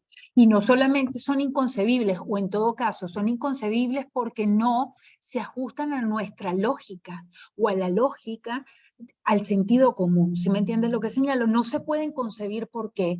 Porque exceden o sobrepasan lo que es concebible. ¿Sí me entiendes lo que señalo? Y por eso habría que apelar a esto más simbólico. Y bueno, esto también explica, y para ustedes está claro, esa presencia o la persistencia, digamos, la insistencia de Borges en los símbolos, ¿no? Y en utilizar repertorios religiosos que son de difícil aprehensión. O sea, la cábala, el sufismo, quiero decir, el esoterismo islámico, ¿sí me entienden lo que señalo? Todo eso está en los textos de Borges. Y repito, no necesariamente para ser decodificado. Creo que hacerlo no sería una manera de cancelar la ficción, es decir, de cancelar la naturaleza artificial del texto. ¿Sí comprenden lo que señalo? Bueno, yo creo que está más que claro y ustedes lo comprenden. Aquí hay que, a ver, aquí Borges, la literatura de Borges en general, prepondera, privilegia, potencia el artificio, ¿sí? La invención, ¿no? La creación, ¿no? Es decir, no porque no se trate de la comunicación o transmisión de la realidad, eso no carece, o eso carece de importancia, todo lo contrario, ¿sí? Son otras realidades, ¿sí? Sí. Los dioses no me negarían el hallazgo de una imagen equivalente, pero este informe quedaría contaminado de literatura, de falsedad. Eso es importante. En el texto ustedes lo vieron. La literatura, aquí él asocia, por eso trata de mantenerse en el tono del informe, pero aquí la literatura es como lo que hace, o es, representa un poco la visión de Argentina, y por eso tienes razón cuando dices que hay un cuestionamiento, hay una crítica, digamos, a un modelo, ¿no? Literario. ¿De acuerdo? ¿Podrías considerar entonces que la Aleph sería como la teoría de Borges? Bueno, Bueno, yo creo que propone una manera de entender lo literario y contrasta unos paradigmas que están en tensión. La manera, pongamos por caso, una manera de escribir en términos totalizantes y de interpretar en términos absolutos, en el que por supuesto se privilegia la figura del escritor. Y de la interpretación, quiero decir, como la decodificación de un sentido, si me entiende lo que señalo. Bueno, es que el autor quiso decir. Y del otro lado está lo que vamos a leer a continuación, el reconocimiento y la conciencia de que el lenguaje es insuficiente, de que el lenguaje es precario, de que hay experiencias que no pueden ser representadas y de que además el escritor es también otra instancia de ficción y no alguien que autoriza desde afuera el propio texto. ¿Sí comprenden lo que señalo? ¿Sí? A ver, sigan. Por lo demás, el problema central es la enumeración, siquiera parcial, de un conjunto definido. En ese instante gigantesco, he visto millones de actos deleitables o atroces. Ninguno me asombró como el hecho de que todos ocuparan el mismo punto, sin superposición y sin transparencia. Lo que vieron mis ojos fue simultáneo.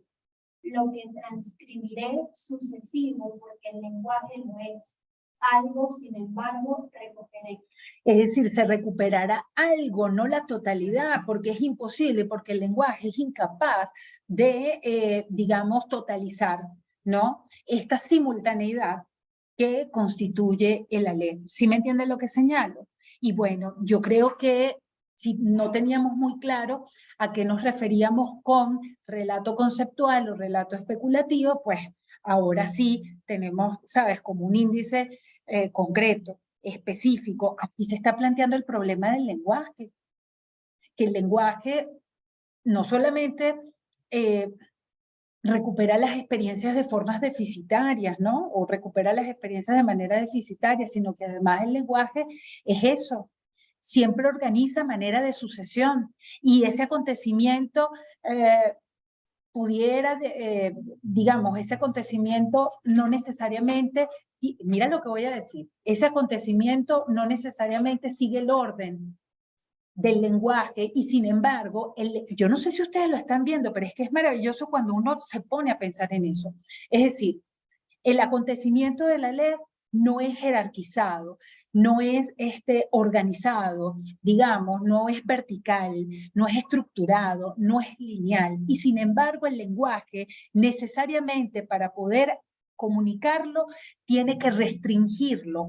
Eso es lo que nos está diciendo Borges. La realidad, la más de las veces, ha sido restringida, el universo, quiero decir, los sentidos que habitan el mundo, necesariamente, obligatoriamente han sido restringidos, digamos, porque es la manera en la que podemos acceder a ellos, porque nosotros pensamos así, perdón, hemos sido educados e instruidos para pensar así, pero no necesariamente, o mejor, eso, que hay que tener conciencia sobre eso, no significa que no existan otras realidades, que no existan otras, digamos, otros espacios que no pueden comprenderse exactamente de esa manera. ¿Sí entienden lo que señalo? Yo creo que es muy claro. Y quiero decir además que una forma de pensar, es más, como acaba de decir, lo acaba de mencionar María, una poética. ¿De acuerdo? Ok. A ver, ajá. Léelo. ¿Vas a seguir? Sí. Ajá, y yo quiero que piensen que esta es la visión. Esto es lo que él recupera. Y aquí no hay puntos. Aquí lo que prevalece coma y es un bloque. Y en la parte que es posterior, ¿no? Ajá, en la otra lámina. Entonces, ¿qué dice? El diámetro de la LEP sería de 2 o 3 centímetros, pero el espacio cósmico estaba ahí, sin disminución de tamaño. Cada cosa, la luna del espejo, digamos, era infinitas cosas, porque yo claramente la veía desde todos los puntos del universo. Vi el populoso mar, vi el alba y la tarde, vi las muchedumbres de América, Vi una plateada telaraña en el centro de una negra pirámide.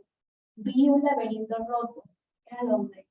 Vi interminables ojos inmediatos escrutándose en mí como un espejo, y todos los espejos del planeta y ninguno me reflejó. Vi en un traspatio de la calle Soler las mismas baldosas que hace 30 años vi en el zaguán de una casa en pavimentos, y racimos, nieve, tabaco, vetas de metal, vapor de agua, vi convexos desiertos ecuatoriales y cada uno de sus granos de arena. Vi en Inverness a una mujer que no olvidaré. En la violenta cabellera, el antiguo cuerpo, vi un cáncer en el pecho. Quiero que piensen en la diversidad de la visión. Vi un círculo de tierra seca en una vereda, donde antes hubo un árbol. Vi una quinta de Androgué, un ejemplar de la primera versión inglesa del Quinio, la de Philemon Holland. Vi a un tiempo cada letra de cada parte. De chico, yo solía maravillarme de que las letras de un volumen cerrado no se mezclaran y se perdieran en el discurso de la noche. Quiero que pensemos en la enumeración que nos plantea, digamos, Borges, el personaje, en este punto, y que la contrastemos, que la contrastemos con lo que leímos o con la enumeración que hace Carlos Argentino, ¿no? Es más, es esta enumeración, exactamente esta. Aquí dice Borges del poema de Argentino que él intenta versificar toda la redondez del planeta. Pudiéramos quedarnos con eso.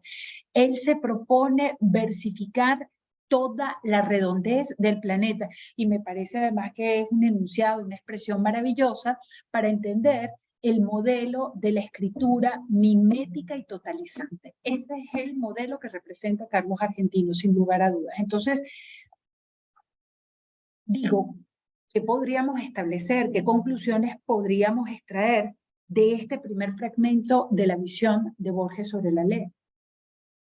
Es un poco desordenado, pero siento que está muy impactado de todo lo que vio. Que ¿Por qué es desordenado?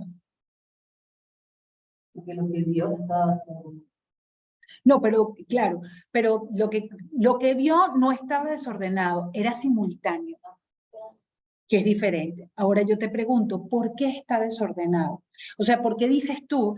Bueno, aquí lo primero que uno podría notar es que esa enumeración está desordenada. ¿Desordenada en qué sentido? En el sentido en que no las está enumerando como tal, es así, cada cosa con cada cosa. Lo primero vi esto, después vi esto, Sino que, como toda la pero eso también es cuestión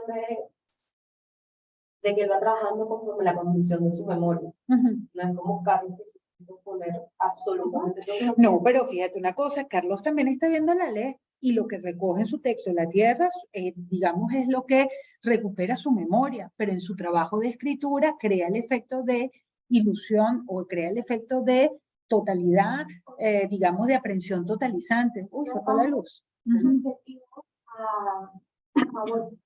¿Cómo es eso? Recordando lo que él quiere recordar, no un orden así, primero vi las calles y tal, sino, por ejemplo, ahí está lo de y a una mujer que nunca olvidaré, y empieza a escribirla, creo. Vi un cáncer, vi un laberinto, vi los puntos de arena, vi una mujer que jamás olvidaré, vi un ejemplar de la versión inglesa de Plinio. Es decir, ¿qué es lo que no hay? ¿Por qué resulta desordenado? Porque no observamos un criterio de, digamos, de relación, de vinculación puntual que nos permita establecer relaciones entre los distintos elementos que él está observando. Ni se trata de lugares, ni se trata, digamos, de personajes, ni se trata de una organización de lo más general a lo más particular, ni se trata de la mención, digamos, por caso de libros, no se trata solo de experiencias relacionadas con Borges o experiencias solo colectivas, ¿sí me entiendes? Lo que no se puede observar es un criterio que te permita a ti definir el orden de esa enumeración. No es que esté desorganizado propiamente. es que tiene un orden distinto a los órdenes que nosotros empleamos para organizar la realidad. Nosotros organizamos la realidad por tamaño, por colores, por edades, establecemos rangos. Y entonces así estructuramos, ¿no? Lo que observamos y cómo lo comprendemos. Aquí no lo hay y por eso resulta fragmentario. Esta parte que sigue todavía es más importante. Sigue, a ver. Vi la noche y el día contemporáneo. Vi un poniente en Querétaro que parecía reflejar el color de una rosa negra. Vi mi dormitorio sin nadie. Vi en un gabinete de Alkmaar un globo terráqueo entre dos espejos que lo multiplican sin fin. Vi caballos de fin remolinados en una playa del mar Caspio en el alba. Vi la delicada ossatura de una mano. Vi a los sobrevivientes de una batalla enviando tarjetas postales. Vi en un escaparate de Mirzapur una baraja española. O sea, a veces se trata de fragmentos microscópicos, minúsculos, otros son lugares, animales, o sea, el orden, no hay un orden preciso, es a lo que me refiero, sí. Las sombras oblicuas de unos helechos en el suelo de un invernáculo, y tigres, émbolos, bisontes, marejadas y ejércitos, y todas las hormigas que hay en la tierra. Vi un astrolabio persa. Vi en un cajón del escritorio y la letra me hizo temblar. Cartas obscenas, increíbles, precisas, que Beatriz había dirigido a Carlos Argentino. Vi un adorado monumento en la Chacarita. Vi la reliquia atroz de lo que deliciosamente había sido Beatriz Quiterbo. Vi la circulación de una pura sangre. Vi el engramaje del amor y la modificación de la muerte. Vi el Aleph desde todos los puntos. Vi el del Aleph la tierra. Y en la tierra otra vez el Aleph y en el Aleph la tierra. Vi mi cara y mis vísceras, y tu cara, y sentí el vértigo y lloré. Porque mis ojos habían visto ese objeto secreto y contemporáneo, cuyo nombre es los hombres, pero que ningún hombre ha mirado, el inconcebible universo. Bueno, no solamente reiteramos esta, digamos, como cancelación de un criterio que permite organizar y todo lo demás, sino que fíjense lo siguiente. Borges nos incorporó a nosotros en el Aleph. Porque él está diciendo lo que vio y dice, vi tu cara, te vi a ti.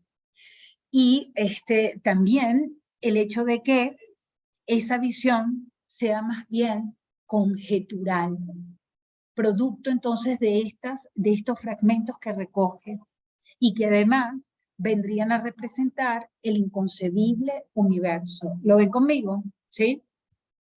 Fíjate, la pregunta de Borges plantea el lenguaje como problema, es incapaz de recuperar, por eso lo hace fragmentariamente. Y esas partes conforman el universo, no se trata de una visión totalizante. Estos elementos no se relacionan entre sí, sino que se acumulan, ¿verdad que sí? En la transcripción. No hay relaciones de causa y efecto, y por eso es que tú dices, está desorganizado. Es que no hay, no, digamos, un vínculo. No hay criterio de orden, no significa que está desorganizado. Exactamente, del orden que nosotros manejamos por lo menos. Lo que se ve es conjetural, es abierto, es flexible, nunca definitivo. Es el inconcebible universo. Mientras un modelo se centra en la repetición con un sentido lógico, el otro toma la parte por el todo. Esa es la presencia del hecho literario abierto a la virtualidad. Yo quisiera detenerme brevemente, ya vamos a cerrar, con respecto a esto. Fíjense que el hecho literario abierto a la virtualidad implica que la literatura no representa solamente la realidad, sino que, digamos, es capaz de presentar, de hacer emerger a través de la escritura el inconcebible universo. Esa enumeración de la ley es un universo que no se parece a otro, ¿sí me entiende lo que señalo? Y que concentra digamos, una relación que no se equipara al tipo de relación o al tipo de pensamiento que nosotros podemos llevar a cabo. ¿Sí comprenden lo que estoy señalando? ¿Sí lo observan conmigo, verdad que sí? Entonces, precisamente por eso el universo emerge a través del signo. No es que el signo copia el universo, sino que el universo emerge, aparece, ¿sí me entiendes? Con el signo. ¿Sí lo ven conmigo? ¿Sí? Vamos cerrando entonces con lo último, ¿verdad? Serían las postdatas, ¿no? O la postdata que está en la parte final. ¿Recuerdan el contenido de la postdata? Lo de que Carlos ganó premio y él no. Y dice además, quiero agregar 2 observaciones sobre la naturaleza de la LEP y por supuesto dice que se trata de la primera letra del alfabeto de la lengua sagrada, entonces uno podría ponerse, ¿no?, a trabajar sobre este contenido o ponerse a trabajar, digamos, sobre este concepto para entender más y mejor, ¿no?, lo que significa incluso, mira, ¿qué es lo que, a ver, digamos, después de que Solángel leyó la enumeración, ¿qué es lo primero que haría un lector, digamos, que busca el sentido? Intentaría establecer categorías de relación entre ellos, o si no mínimo, qué significa. ¿Qué significa cada cosa para establecer una especie de conjunto? Cada parte y dar parte en su libro. ¿Y qué es lo que nos dice Borges en la postdata? Que él duda de que ese Aleph, el de la calle Garay, sea el auténtico Aleph porque hay registro de otro. Entonces, él, a través de la postdata, que es lo propio del informe, como un documento de certidumbre, nos hace cuestionar y dudar sobre lo que acabamos de leer, como si abriera otra nueva posibilidad de ficción. ¿Viste que no se cerró? Dice, aquí está, yo querría saber, ¿eligió Carlos Argentino ese nombre o lo leyó? Aplicado otro punto donde convergen todos los puntos, en alguno de los textos innumerables que la LEP de su casa le reveló. Por increíble que parezca, yo creo que hay o que hubo otro Aleph. Yo creo que el Aleph de la calle Garay es un falso Aleph. Entonces, todavía nosotros estamos creyendo un poco en esto que ve Borges y todo lo demás, rehacemos nuestro pacto lector y entonces resulta que hay otro. Y con eso entonces cierra el texto, ¿sí? Potenciando entonces nuevamente la ficción. Entonces, bueno, cerremos. Yo creo que estos planteamientos nos van a permitir por lo menos revisar 3 o 4 más textos, ¿no? Sobre todo para nuestro examen. Me refiero al hombre de la esquina rosada, que lo leyeron. Es muy interesante porque es de los gauchos, o tiene como fondo un poco la pulpería de los gauchos, ¿no? Y todo el lenguaje, sí, el sociolecto. Entonces, claro, uno no imaginaría que estas cosas o esta incertidumbre podría, ¿no?, sembrarse en un relato en el que estén este tipo de personajes, ¿no? Y en el que se diga lo que se dice. Entonces, o lo que se representa allí, lo que se comunica. Entonces, yo creo que hay que leer ese texto y les pediría además que leyeran Las ruinas circulares, por supuesto, y que leyeran este otro, vamos a ver, Borges y yo, ¿no? Que es también del Hacedor y que, bueno, que nos va a permitir entonces establecer conclusiones. Yo creo que queda claro, ¿verdad que sí? Esta dimensión crítica de la literatura, digamos, en este texto y en la misma de Borges, y por qué el relato es especulativo. Y queda también claro el hecho de lo fantástico, como una deriva natural del mundo que no se puede codificar de manera absoluta, porque cuando uno lo hace, en realidad no es que el mundo sea restringido, sino que nuestra forma de entender es restringida y achica, ¿sí me entiende lo que señalo? La realidad, porque es que de otra manera no la podríamos entender. Ahora bien, el planteamiento de Borges es que la literatura no tiene por qué someterse a esa, digamos, pretensión, ¿sí me entiendes lo que señalo? Sino que más bien tendría que potenciar la conjetura, la flexibilidad, la ambigüedad como manera de enriquecer lo que vivimos, lo que leemos, lo que experimentamos. ¿De acuerdo? ¿Sí? Bueno, y aquí yo creo que ya nadie más está conectado, pero igual le doy las gracias a los que... Ah, no, mira, solo... Ah, espectador, sí hay una. Entonces, bueno. Yerli, muchas gracias por haberte conectado y por haber compartido con nosotros. ¿Sí? Ok, cerremos entonces la grabación.